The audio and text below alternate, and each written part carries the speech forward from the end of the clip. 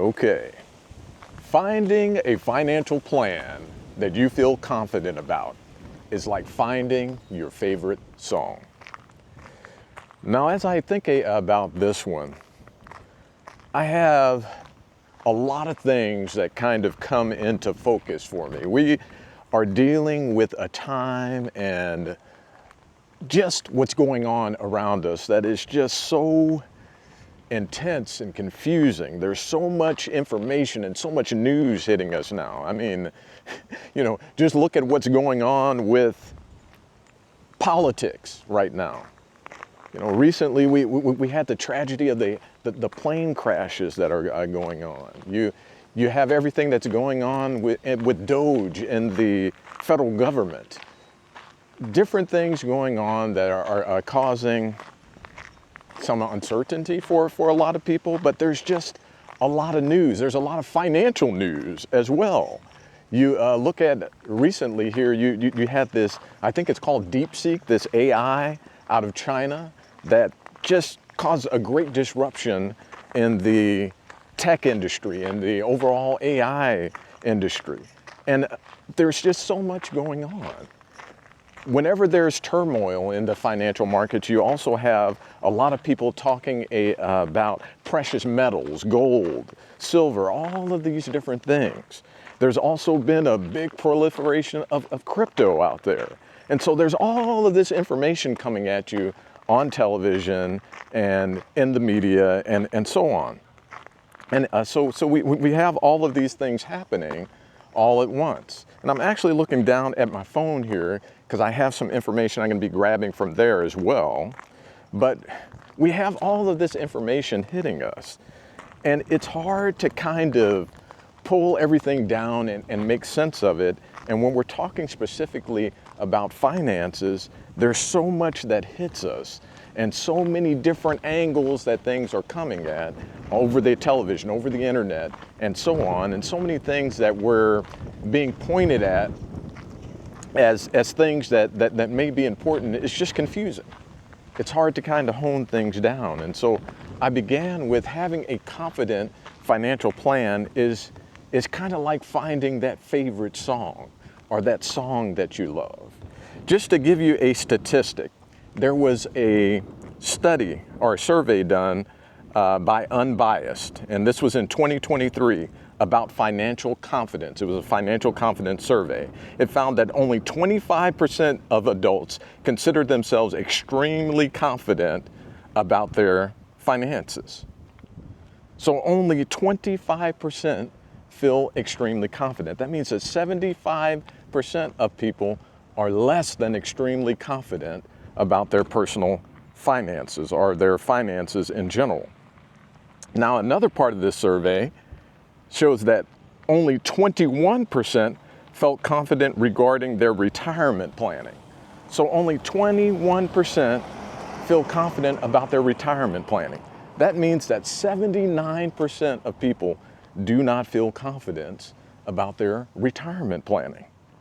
And no wonder, there's so much confusing information out there, just like I was talking about before, what's going on in the media, what people see as important as far as these different shiny objects out there, cryptocurrency or individual stocks like AI, and then something like DeepSeek comes in and just kind of rocks that boat for you, and you're thinking, what do I do?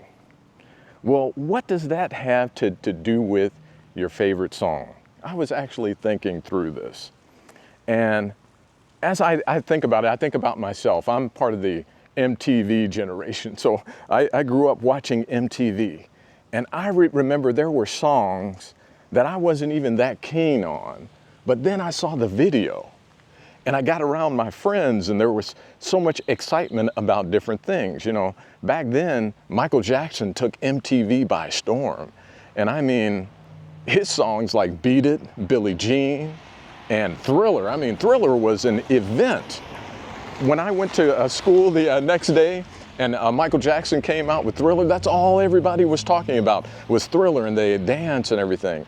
And I watched it, I loved it. I thought it was a great production. But to be honest, when I first heard the Thriller song on the Thriller album, it wasn't it just didn't bring up in me like, oh, that's a great song.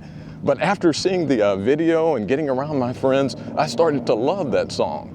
But it was actually MTV being piped into me, and also BET had Video Soul, and I watched that quite a bit, and that influenced me. It actually got me looking at quite a few different artists. And obviously radio and television and everything is piped at us. And at that time, like I said, MTV was influencing my musical palette. But there were songs and things that had nothing to do with that I just happened to hear on the radio that just kind of caught me. And I really loved those songs, and I didn't even know what the artists looked like or anything like that. To just pop in the mind some of the songs that were like that for me is like Men at Work had the song Overkill. I really loved that song. And I didn't even know what the members of the group of Men at Work really even looked like at the time, but I liked that song.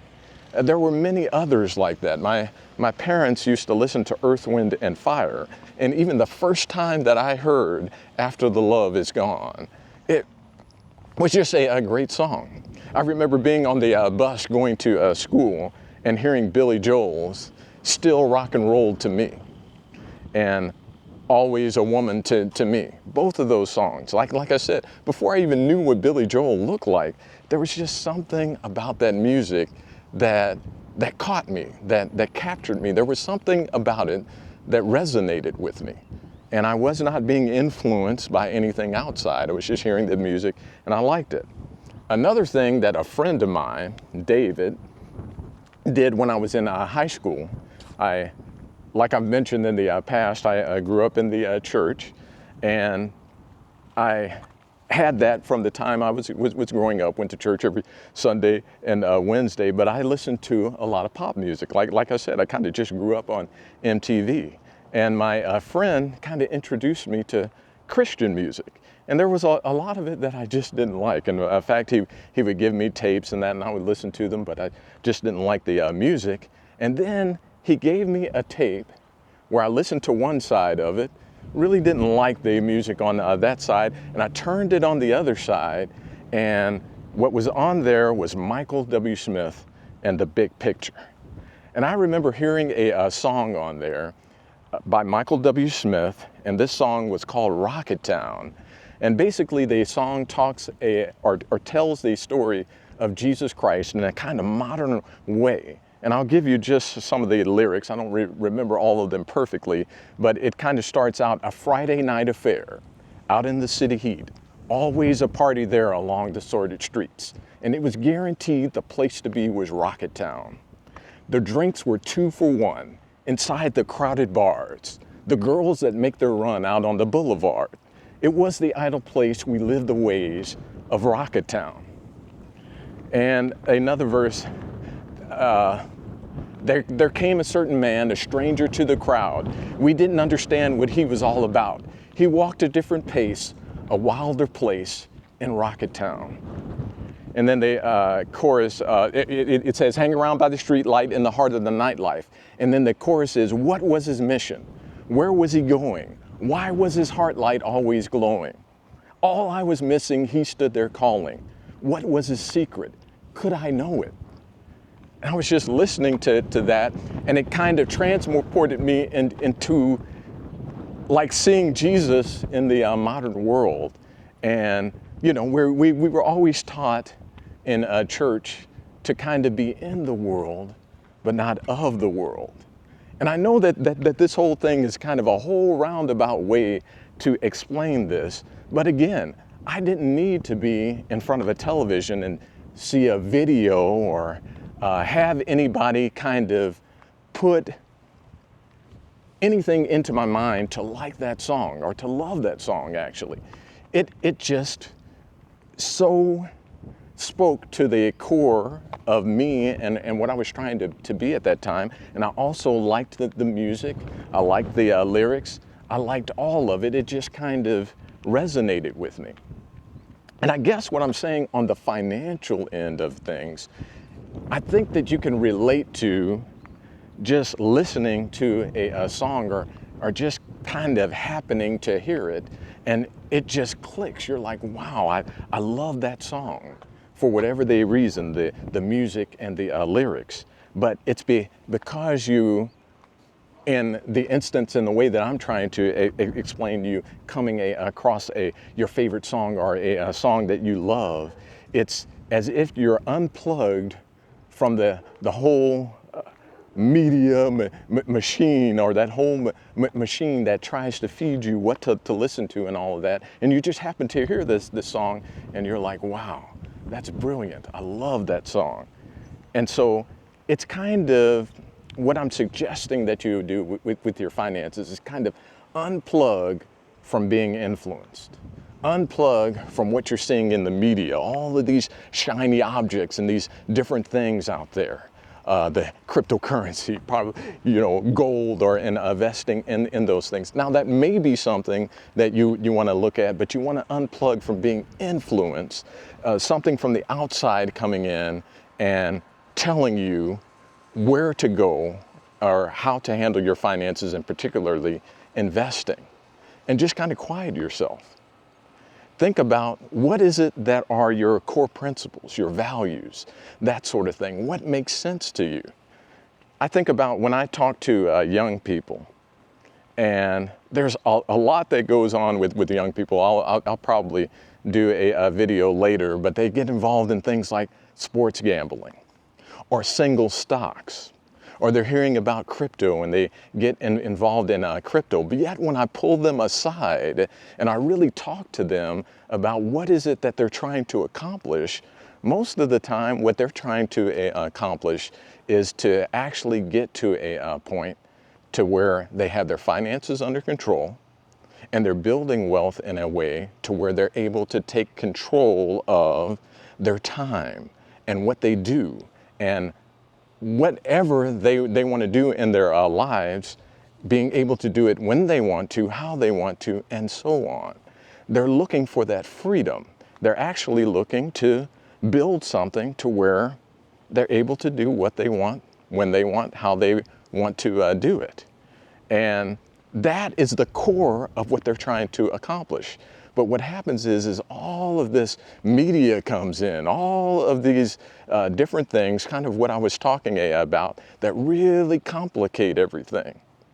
So what I suggest is kind of unplugging from all of that stuff. Kind of get away from that, all of the outward influence, and ask yourself, what is it that you want, okay? Do you want something that is simple? Something that is easy to implement? A step-by-step process to take you from where you're at to where you want to go financially? What about your future and your retirement? What do you want that to look like? You want to ask yourself these questions without taking in anything or being influenced by anything. And I think for a majority of people, what they're looking for is just several things. Something that's simple. A step-by-step process that they can follow, okay? And something that minimizes or at least makes reasonable risk, okay? And so those are kind of some of the things that people are actually looking for. But when they actually step into the arena of getting their finances together and investing, they get what I believe are distorted information about how to go about things. And so they end up running to some of the more risky things out there rather than looking at things that are simple, that are step by step, and that have a process and maybe a little bit more boring. It's not as exciting as hearing about someone becoming rich quick on crypto or something like that. But for most of them, they would rather have something that is more stable, that is more attainable for a larger percentage of people. And so, again, what I suggest is pushing all of that craziness away, coming back to what is the core of what you want from your finances as far as getting them under control, and getting to the point of wealth building and start from there. And there's a lot of good resources and things. In fact, in an earlier video, I actually talked about some books to read and some different things to do. And there's a pretty good consensus amongst those in the financial space about what to do to get your finances in order, and then finally what to do to actually build wealth. But to do that, you've got to get back to where you're at with your core. What is it that you're really trying to accomplish? And make sure that what you're doing is getting you to the point of accomplishing that. Very, very simple things, like getting rid of debt, okay?